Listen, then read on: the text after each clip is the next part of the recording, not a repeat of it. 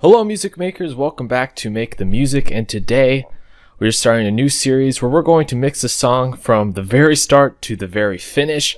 A lot of people, they don't have a roadmap or a guide when it comes to mixing their tracks. Where do they start? What do you do at the very beginning? And then how do we actually complete that mix and get it somewhere where we can then release it or send it off to mastering or whatever we're going to do with the track from there. And so for this lesson, I have the stems, the entire multi-track for this song I'm going to mix. It's completely free. If you go to the description down below, you can then get the entire multi-track session that I'm mixing with, so you can follow along right along with me as I'm doing this. In addition, I'm going to be using a lot of different stock plugins with this mix to show that you don't need expensive plugins to get a great sounding mix. Just your intuition, your ears, and knowledge of the tools, and then knowledge of the tracks that you are mixing. So where do we get started with this mix? What is part one? Well, I just imported the tracks here. They are numbered, so they all line up. As you can see here, it's just one giant mess. And I have everything set to 0. But if I were to play this mix,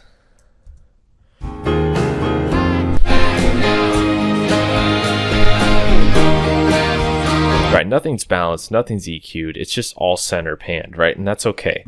So what we're going to do here is we're going to set up our track organization before we start doing anything else. This is what I like to do with my mixes.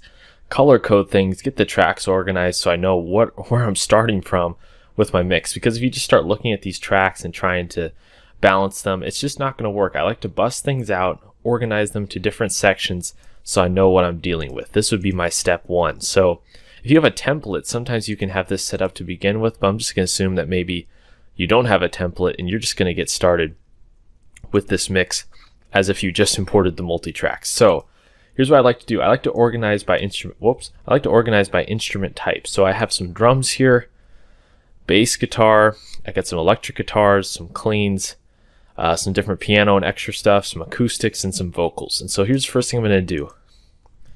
I'm going to add a new track here. This is going to be drums. Okay. I like to leave my buses uncolored. I'm going to take all the tracks that could be drums or percussion, and they're all going to be in this bus. In Reaper, they're just buses or track folders. In different DAWs, it'll work differently, but in Reaper, this is how it should work here. And so all my drum tracks are under this. I'm going to color code all my drums a certain color here. And I like to do drums typically is something like red. So here's all my drum tracks here. Perfect. I know what I'm looking at. Bass guitar, since there's only one bass element in this entire mix, I like to have it a dark blue color. I'm just going to do that. Then for my electric guitars, I like to have them bust out differently than my acoustic guitars. So it looks like I got about 4 or 5 electric guitar tracks here. Let's bust that out. Typically I'll do a color, or I usually do red for guitars, and actually I'm going to do green for drums. It doesn't matter, right? Just do what's easy for you. Sometimes I don't even color the tracks at all, but just for ease, really to show you the process, I'm going to color all these tracks here. Okay, so we got drums, bass, guitar, and now we have all of these extras. And I usually just call these extras, although you can name them probably something a little more logical than that. This is just how I've been doing it for years, and it works for me. Piano all the way down to strings, mandolin, and I'm going to bust these here. And then for the extra type tracks, I'll probably pick a lighter color, maybe something like orange, like that. And then I do have just a few acoustic guitars.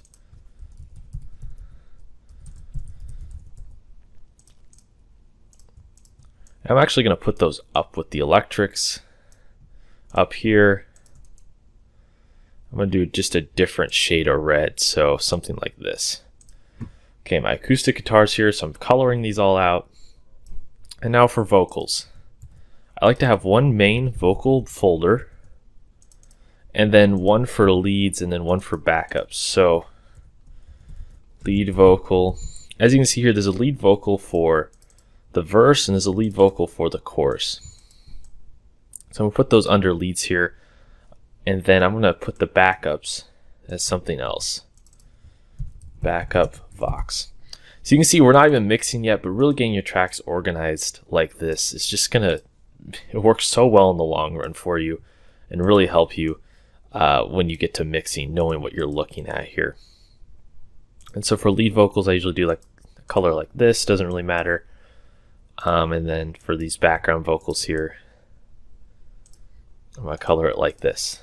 And then I'm going to take both these folders here, and they're going to go into this vocals subfolder, this entire folder here. Okay, so now I have all my tracks completely organized here. So that is step one when it comes to our mix. It's just this track organization here. And then now we're going to, in the next video, get into the static mix. And this is a really important part of the mixing process here. And so I know this one was a little boring, right? This is just organizing the tracks and seeing what you have. But it's a really important step in the process and really is going to set you up quite well in the long run. Another thing you might want to do in this process here is I'm going to make sure this is lined up with the grid. And so just so I know what I'm looking at, I'll set this to 108 BPM in the folder of the multi-tracks that you should be downloading if you're following along. The tracks were 108 BPM, and then you just want to, I'm just going to line it up. Okay, so it does look lined up here on the grid, so everything's tempo matched, because when you use delays and reverbs and things like that that are time specific, you do want it matched to the grid. Okay, so that's the first one in the video. Download those multi-tracks in the description down below. Please like and subscribe to follow with the series, and we're going to continue on to video 2, which is the static mix. I'll see you guys then. Get back to making music.